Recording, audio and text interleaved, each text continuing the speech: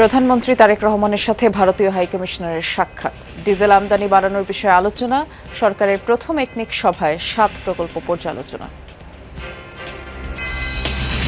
বিচার বিভাগ অধ্যাদেশ বাতিলের সমালোচনা টিআইবির। গণভোটের রায় অস্বীকার করে নতুন ফ্যাসিবাদের যাত্রা শুরু, মন্তব্য জামায়াত আমিরের। যেদিন গণভোটের গণরায়কে অস্বীকার করা হয়েছে সেই দিন থেকেই নতুন করে আবার ফ্যাসিবাদের যাত্রা বাংলাদেশে শুরু হয়েছে। সরকার বিচার বিভাগের স্বাধীনতা সম্পর্কে সত্যিকার অর্থে কতটুকু কমিটমেন্ট আছে এই প্রশ্নটা উত্থাপিত হওয়াটা যৌক্তিক। সংরক্ষিত নারী আসনে তফসিল ঘোষণা 8 এপ্রিল, ভোট গ্রহণ 12 মে। বিএনপি 36, জামাত জোট 13, স্বতন্ত্র পাবে 1টি আসন। 8 এপ্রিল 2026 তফসিলটা ঘোষণা হবে আর ভোট হবে 12 মে 2026। থামছেই না হামে প্রাণহানি। রাজশাহী, ঢাকা ও সিলেটে মারা গেছে আরো 5 শিশু। 30 উপজেলায় দ্বিতীয় দিনের মতো টিকাদান। আমার বাচ্চার টিকাটা মিস্টেক হয়েছিল, এই কারণে নিয়ে আসছি। বাচ্চার সুরক্ষা দরকার সব বাচ্চাদের, তো এখন টিকার প্রয়োজন। অনেক সুন্দর পরিবেশ, বাচ্চাদের নিয়ে আসার মতো একটা পরিবেশ। আসলে খুব ভালো লাগতেছে বাচ্চাকে নিয়ে এসে।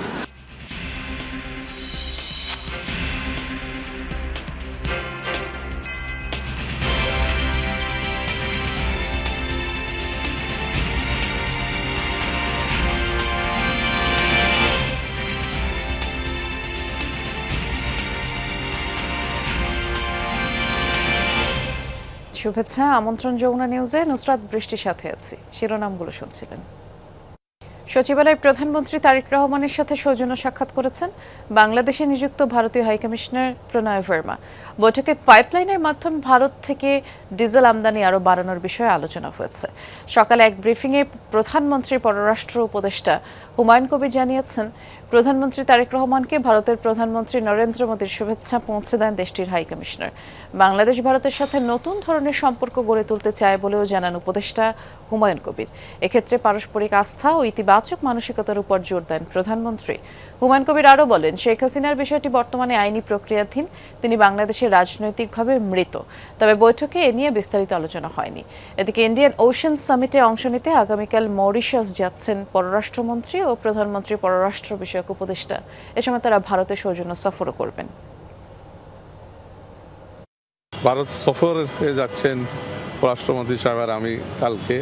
ভারতের পররাষ্ট্রমন্ত্রী সাহেব আসছিলেন, ইউটিলাইজ করে একটা গুডউইল জেস্টার দেখানো এবং তাদেরকে থ্যাংক করা। একনেকে প্রকল্প অনুমোদনের আগে আরও যাচাই বাছাই করবে সরকার। একান্ত জরুরি না হলে জনগণের অর্থ ব্যয় করা হবে না। যেসব প্রকল্প এরই মধ্যে শেষ হয়ে গেছে সেগুলোর খরচ ও মান খতিয়ে দেখা হবে। দুপুরে জাতীয় অর্থনৈতিক পরিষদের নির্বাহী কমিটি একনেক সভা শেষে কথা জানান অর্থ ও পরিকল্পনা মন্ত্রী আমির খসরু মাহমুদ চৌধুরী। জানান, এজেন্ডায় 19টি প্রকল্প থাকলেও আলোচনা করা গেছে মাত্র 7টি নিয়ে। অনুমোদনের চেয়ে এডিপি বাস্তবায়নের প্রক্রিয়া নিয়েই আলোচনা হচ্ছে বেশি, কেননা অনেক প্রকল্পের খরচ ও মান নিয়ে প্রশ্ন আছে। যেসব প্রকল্প এরই মধ্যে শেষ হয়েছে সেসব নিয়ে কিছু করার নেই। তবে অনেক উদ্যোগ রাজনৈতিক বিবেচনায় নেওয়া হয়েছিল। খুঁটিনাটি যাচাইয়ে প্রধানমন্ত্রীর নির্দেশে একটি কমিটি গঠন করা হয়েছে।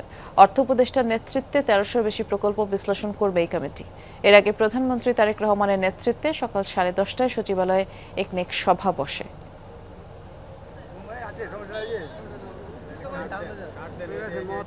মাননীয় অ্যাডভাইজার অর্থ মন্ত্রণালয়, ওনাকে দিয়ে একটা কমিটি করা হয়েছে। আমরা সব প্রকল্প আমরা ইভ্যালুয়েশন করছি। এর মধ্যে কতগুলো বাদ যাবে, কতগুলো এক্সটেনশন করা যাবে, কতগুলো আগামী দিনে আমরা নতুনভাবে গ্রহণ করব। এগুলো শেষ হওয়ার পরে ক্রমান্বয়ে আমরা ওই ব্যালেন্স শিট যেভাবে ক্লিয়ার করতে হয় না, এটা আমাদের অনেকটা ব্যালেন্স শিট ক্লিয়ারের মতো অবস্থা হয়েছে।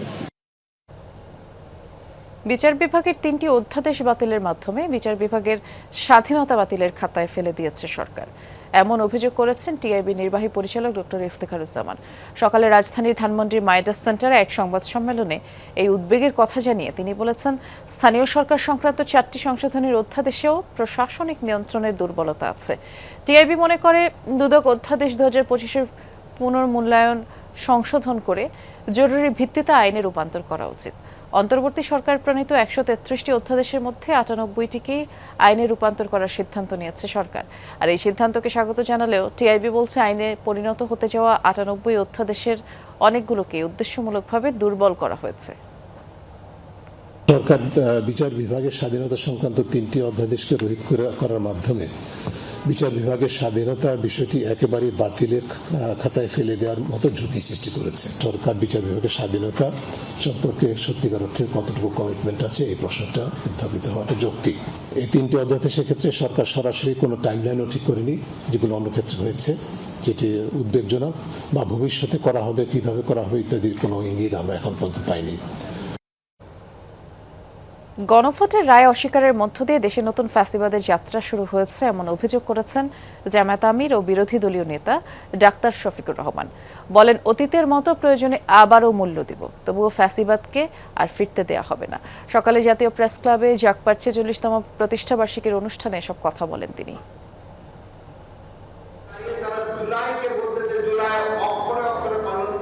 জাতীয় গণতান্ত্রিক পার্টি জাগপার 46তম প্রতিষ্ঠাবার্ষিকী উপলক্ষে জাতীয় প্রেস ক্লাবে আলোচনা সভার আয়োজন করে দলটি। অংশ নেন জামায়াত আমির ও বিরোধী দলীয় নেতা ডাক্তার শফিকুর রহমান সহ বিভিন্ন রাজনৈতিক দলের নেতা আর বিশিষ্টজনেরা। জুলাইয়ের যারা গণ অভ্যুত্থানের ভাই বোনেরা। আলোচনায় বক্তারা অভিযোগ করেন, আইনের দোহাই দিয়ে জুলাইকে অস্বীকারের পায়তারা করছে সরকার। 50% ভোটের মালিক হয়ে 70% গণভোটের রায়কে আপনি অস্বীকার করেন কোন দুঃসাহসে, কোন বেঈমানি করে, কোন মুনাফিকি করে? বাংলার মানুষ মেনে নেবে না।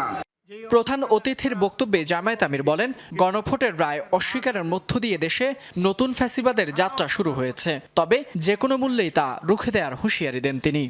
যেদিন গণভোটের গণরায়কে অস্বীকার করা হয়েছে সেই দিন থেকেই নতুন করে আবার ফ্যাসিবাদের যাত্রা বাংলাদেশে শুরু হয়েছে। আমরা আপনাদেরকে কথা দিচ্ছি, প্রিয় বাংলাদেশে রক্তমূল্য, জীবন মূল্য, জেল মূল্য, যত মূল্য দিতে হয়, ফ্যাসিবাদকে আর আমরা ফিরে আসতে দিব না ইনশাআল্লাহ। গণভোটের রায় বাস্তবায়নের অঙ্গীকার রক্ষায় দৃঢ় অবস্থান তুলে ধরেন বিরোধী দলীয় নেতা। আমরা হার পক্ষে ছিলাম, আমরা হার পক্ষে আছি। আমরা জনগণের সুপ্রিম উইলে আমরা সম্মান দেখিয়েছি, আমরা দেখিয়ে যাব।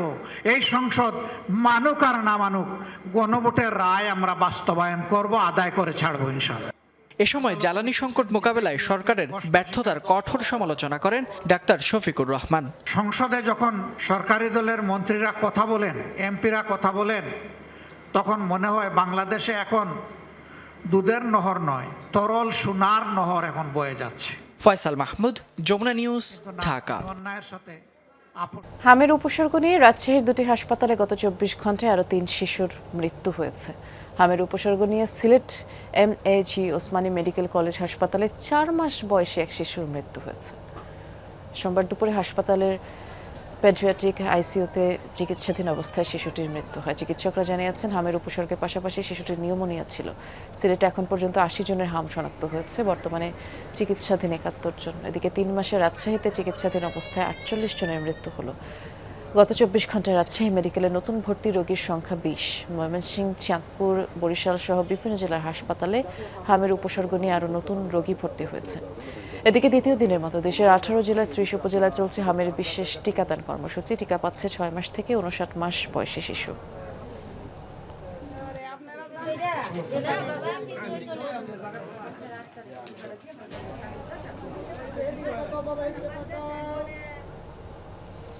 আমরা এই পর্যায়ে রংপুরে হামে আক্রান্ত শিশুদের কি অবস্থা সেটি জানবার চেষ্টা করব। আমাদের সহকর্মী সরকার মাজহারুল মান্নান অপেক্ষা করছেন। মাজহার, প্রতিদিনই দেখছি এই যে হামে শিশু মৃত্যু হার বাড়ছে, রংপুরের হাসপাতালগুলোতে পরিস্থিতি কেমন দেখছেন এবং কতজন শিশু আসলে এই উপসর্গ নিয়ে চিকিৎসাধীন? বৃষ্টি, একটি স্বস্তির বিষয় সেটি হচ্ছে যে এখন অবধি রংপুর বিভাগে এই হামে আক্রান্ত হয়ে কোনো শিশুর মৃত্যুর কোনো তথ্য নেই। এটি একদিকে স্বস্তির বিষয়, কিন্তু হামের উপসর্গ নিয়ে যে বাড়ছে সেটি কিন্তু একেবারে অস্বস্তিদায়ক। আমরা যদি আজকের তথ্যটি দিতে চাই, গেল 30 তারিখ থেকে আজ অবধি প্রায় 129 জন শিশু এই রংপুর বিভাগের বিভিন্ন হাসপাতালে ভর্তি হয়েছিলেন। এর মধ্যে 97 জন চিকিৎসা নিয়ে চলে গেছেন, এখনো 32 জন রোগী বিভিন্ন হাসপাতালে ভর্তি আছেন। এবং গত 24 ঘন্টার যদি ডেটা দিতে চাই, সেটি হচ্ছে যে গত 24 ঘন্টায় রংপুর মেডিকেল কলেজ হাসপাতাল, দিনাজপুর মেডিকেল কলেজ হাসপাতাল সহ বিভাগের বিভিন্ন জেলা এবং উপজেলা হাসপাতালগুলোতে 33 জন ভর্তি হয়েছে। এবং রংপুরের যিনি বিভাগীয় স্বাস্থ্য পরিচালক, তার দেয়া তথ্য সেটি হচ্ছে যে এখন পর্যন্ত 7 জনের হাম শনাক্ত হয়েছে, যে 116 জনের হামের জন্য উপসর্গ তথ্য সংগ্রহ করে নমুনা সংগ্রহ করে ঢাকায় পাঠানো হয়েছিল। এর মধ্যে 7 জন হাম এবং 4 জন রুবেলা শনাক্ত হয়েছে। এই তথ্যটি আমাদেরকে দিয়েছেন। এবং রংপুর মেডিকেল কলেজ হাসপাতালের তথ্য যদি বলি, সেটি হচ্ছে যে রংপুর মেডিকেল কলেজ হাসপাতালে এখন এই মুহূর্তে 16 জন শিশু হামের উপসর্গ নিয়ে ভর্তি আছে এবং এখন পর্যন্ত 33 জন ভর্তি হয়েছিলেন এবং 16 জন হচ্ছে চিকিৎসা নিয়ে চলে গেছেন এবং গত 24 ঘন্টায় হয়েছে 8 জন। অর্থাৎ প্রতিদিনই হামের যে উপসর্গ নিয়ে যে ভর্তির সংখ্যা, সেই সংখ্যাটা কিন্তু এই রংপুর মেডিকেল কলেজ হাসপাতালে বাড়ছে। এবং আপনাকে তথ্য দিই, রংপুর মেডিকেল কলেজ হাসপাতাল কর্তৃপক্ষ যারা আছেন তারা এরই মধ্যে একটি আইসোলেশন বিভাগ খুলেছেন, দিনাজপুর মেডিকেল কলেজে খোলা হয়েছে। এবং রংপুর বিভাগের যে জেলা এবং উপজেলা যে স্বাস্থ্য কমপ্লেক্সগুলো আছে, সেখানে হামের কর্নার তৈরি করা হয়েছে এবং মাঠ পর্যায়ে যারা কর্মী আছেন তাদেরকে হামের উপসর্গ দেখা দিলেই তাদেরকে শিশুদেরকে হাসপাতালে নিয়ে যাওয়ার পরামর্শ দেওয়া হচ্ছে। প্রশাসনের পক্ষ থেকে যেটা বলা হচ্ছে, স্বাস্থ্য প্রশাসন, যে তারা যেভাবেই হোক হামের যে প্রাদুর্ভাব যেন না হয় সেজন্য সতর্কতা নিয়েছেন এবং প্রয়োজনীয় ব্যবস্থা রেখেছেন। তবে রংপুর বিভাগে কিন্তু হামের উপসর্গ নিয়ে ভর্তি রোগীর সংখ্যা দিন দিন বাড়ছে, সেটি কিন্তু উদ্বেগজনক। তবে কোনো শিশু মৃত্যু হার নেই, এটি একটি স্বস্তির খবর। ধন্যবাদ বিস্তারিত জানানোর জন্য। চলছে ত্রয়োদশ জাতীয় সংসদ অধিবেশন, আমরা সরাসরি যাচ্ছি। রাখতে হয়। এছাড়াও এই হাসপাতালের অ্যাম্বুলেন্সের 2টি অ্যাম্বুলেন্স থাকার কথা থাকলেও একটি অচল অ্যাম্বুলেন্স রয়েছে। সচল অ্যাম্বুলেন্স দেওয়ার জন্য আমি বিশেষ দাবি করছি। সম্মানিত স্বাস্থ্য ও পরিবার কল্যাণ মন্ত্রী আমাদের খুবই প্রতিবেশী হওয়ার কারণে তিনি ঈদের দিন কাপাসিয়া উপজেলা স্বাস্থ্যকেন্দ্র পরিদর্শন করেছেন। এজন্য আমি বিশ্বাস করি দ্রুতই এই সমস্যাগুলো সমাধানের ব্যাপারে সম্মানিত স্বাস্থ্য ও পরিবার কল্যাণ মন্ত্রী উদ্যোগ নেবেন ইনশাআল্লাহ। মাননীয় স্পিকার, আপনাকে ধন্যবাদ। ধন্যবাদ মাননীয় সদস্যবৃন্দ। বিধি 71 অনুযায়ী জরুরি জনগুরুত্ব সম্পন্ন বিষয়ে মনোযোগ আকর্ষণ এর আওতায় প্রাপ্ত নোটিশ সমূহের উপর 2 মিনিটের আলোচনার পর্ব এখনই শেষ হলো। দিনের কার্যসূচি অনুযায়ী এখন সংসদের কার্যপ্রণালী বিধি 71 অনুযায়ী জরুরি জনগুরুত্বপূর্ণ বিষয়ে মনোযোগ আকর্ষণের গৃহীত নোটিশ সমূহের উপর আলোচনা। প্রথমে আমি ত্রয়োদশ জাতীয় সংসদের সংরক্ষিত নারী আসনে নির্বাচনের তফসিল হবে আগামী 8 এপ্রিল, ভোট গ্রহণ 12 মে। সকালে ইসিতে বৈঠক শেষে এমনটি জানিয়েছেন সচিব আখতার আহমেদ। বলেন, এই নির্বাচনে বিএনপি জোট 36টি, 13টি জামায়াত জোট স্বতন্ত্রের জন্য একটি আসন বরাদ্দ রাখা হয়েছে। স্থানীয় সরকার নির্বাচনে ইভিএম থাকছে না বলেও জানান ইসি সচিব। ত্রয়োদশ জাতীয় সংসদের সংরক্ষিত নারী আসনে নির্বাচন এবং আরও বেশ কিছু ইস্যু নিয়ে সভা করে নির্বাচন কমিশন, যেখানে 5টি এজেন্ডা নিয়ে আলোচনা হয়। সভা শেষে ব্রিফিংয়ে ইসি সচিব জানান, কমিশনের বৈঠকে সংরক্ষিত নারী আসনের নির্বাচন ও অন্যান্য বিষয়ে সিদ্ধান্ত হয়েছে। 8 এপ্রিল তফসিল ঘোষণা করা হবে বলে জানান তিনি।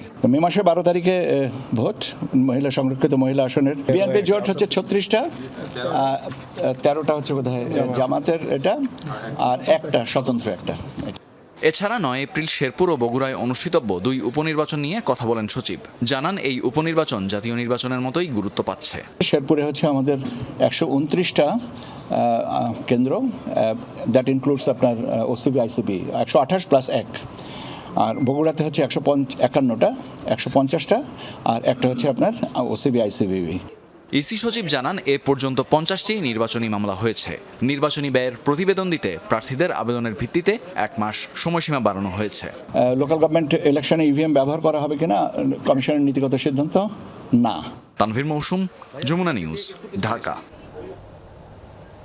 প্রতিনিয়তই দেখছি জ্বালানি তেলের সরবরাহ কমে যাচ্ছে এবং পাম্পগুলোতে লম্বা সারি পরিবহনগুলোর। আমরা একটু সেই খবর জানবো। সহকর্মী তানজিম শাফিন অপেক্ষা করছেন আমাদের জন্য। শাফিন, আপনি এই মুহূর্তে পরিবাগ এলাকায় আছেন, যেহেতু এখানকার ফিলিং স্টেশনের সামনের যেই চিত্র সেটি জানাবেন। পাম্পে পরিবহনের চাপ কেমন দেখছেন?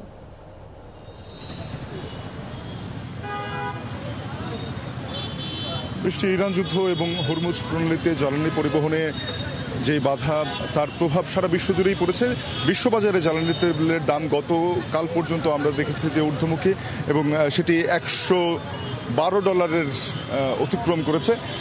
তবে দেশের বাজারে জ্বালানি তেলের কোনো রকম দাম এখনো পর্যন্ত সরকার না বাড়ালেও যারা ভোক্তা পর্যায়ে রয়েছেন, যারা যানবাহন চালক মালিক রয়েছেন, তাদের একটি আশঙ্কা থেকে যায়। তারা এখানে আসার পরও আমাদের প্রশ্ন করছিলেন যে জ্বালানি তেলের দাম কবে বাড়বে বা বাড়ছে কিনা, এই ধরনের প্রশ্ন কিন্তু তাদের মধ্যে রয়েছে। অর্থাৎ তাদের যে প্যানিক বাইং প্রবণতা, অর্থাৎ একটি আতঙ্ক থেকে অতিরিক্ত তেল কেনা বা কিছুটা তেল নিজের মজুদে রাখার যে প্রবণতা, সেই প্রবণতাটি স্পষ্ট। যারই প্রভাবে দেখা গেছে যেই পাম্পগুলোতে তেল দেওয়া হচ্ছে নিয়মিতভাবে, সেখানে এমন 2 থেকে 3 কিলোমিটার পর্যন্ত দীর্ঘ সারি। আপনি জানতে চাইছিলেন বৃষ্টি, পরিবাগের যেই পাম্পটি, এটি মূলত রাষ্ট্রায়ত্ত বাংলাদেশ পেট্রোলিয়াম কর্পোরেশনের একটি পাম্প, মেঘনা মডেল সার্ভিস সেন্টার, যার মাধ্যমে রাষ্ট্রীয় যেই তেলগুলো রয়েছে সেগুলো পৌঁছে দেওয়া হয়। সুতরাং এখানে কখনোই আমরা দেখিনি যে এই সময়ের মধ্যে, অর্থাৎ গত মার্চ মাসের শেষ থেকে শুরু করে এখন পর্যন্ত কোনো ধরনের কোনো দিনই এই পাম্পটি বন্ধ রাখতে হয়নি। তবে এখানে সে কারণেই বোধহয় যানবাহনের সারি অনেক বেশি দীর্ঘ, এবং আমরা দেখেছি ঘুরে ফিরে কিছু মানুষ বারবার তেল নেওয়ার যে প্রবণতা, সেটিও রয়েছে। তবে আজকে যারা এসেছেন, আজকে যানবাহনের সারি ঠেলে পেট্রোল পাম্পের ফিলিং স্টেশন পর্যন্ত পৌঁছতে গেলে তাদেরকে অন্তত 2 থেকে 2.5 ঘন্টা পর্যন্ত সময় অতিবাহিত করতে হচ্ছে, যেহেতু একটি দীর্ঘ সারি অপেক্ষায় রয়েছে। তো এই একইভাবে পাম্প কর্তৃপক্ষ যারা রয়েছে, সেখানে কর্মচারী যারা রয়েছেন, তারা আমাদের কি বলছিলেন যে যারা ক্রেতা রয়েছেন তাদের মধ্যে একটি প্রবণতা দেখা যায় যে তারা কিছুক্ষণ পরেই ঘুরে আবারও আসেন, বা একই দিনে 2-3 বার করে তেল নেওয়ার প্রবণতা যেটি, সেটিও রয়েছে। আবার একই সাথে আমরা দেখেছি যে গত কয়েকদিনের অভিযানে প্রায় 4 লক্ষ মেট্রিক টন জ্বালানি তেল উদ্ধার করা সম্ভব হয়েছে, যেগুলো মজুত করা হয়েছিল পাম্পগুলোতে। অবৈধ মজুত করে রেখেছিল, সেটিও বোঝা যাচ্ছিল। অর্থাৎ বলাই যাচ্ছে যে আসলে তেল পর্যাপ্ত আছে, কিন্তু প্যানিক বাইং আর অবৈধ মজুদের জন্য এই সংকটের সৃষ্টি হয়েছে। ধন্যবাদ বিস্তারিত জানানোর জন্য শাফিন। যেমনটি বলছিলাম, সংকটের সুযোগে গ্রাহকের পকেট থেকে আবার বাড়তি টাকা কেটে নিচ্ছে কিছু পেট্রোল পাম্প। রেশনিং পদ্ধতি চালু রাখলেও বাড়তি 1-150 টাকা দিলেই আবার বাড়তি তেল মিলছে। আবার কারো কারো 2-3 লিটার তেল নিতেই ঘন্টা চারেকের মতো অপেক্ষা করতে হচ্ছে। অনেক ফিলিং স্টেশনেই বেশিরভাগ সময় টানানো থাকে অকটেন নেই সাইনবোর্ড।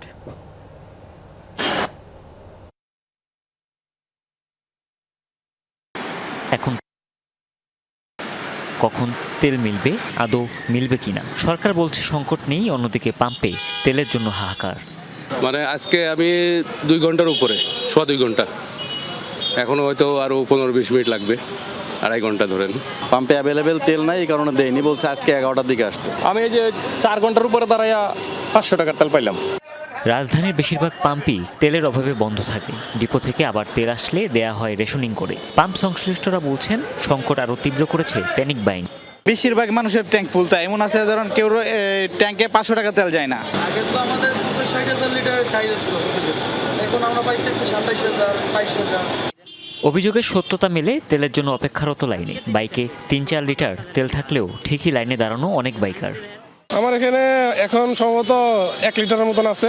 আমি সেই গাজীপুর থেকে আসছি এখানে তেল। আমার অফিস এখানে দেখে সিরিয়াল রয়েছে প্রায় আপনার 6:30। আমার গাড়িতে 1 লিটারের একটু বেশি আছে, তবে আমি রাইড শেয়ারিং করি, তো সেক্ষেত্রে আমার আরেকটু তেল প্রয়োজন। কিছুটা আছে, 1-2 লিটারের মতো আছে। 2 দিন পর তেল নিলে হইতো না?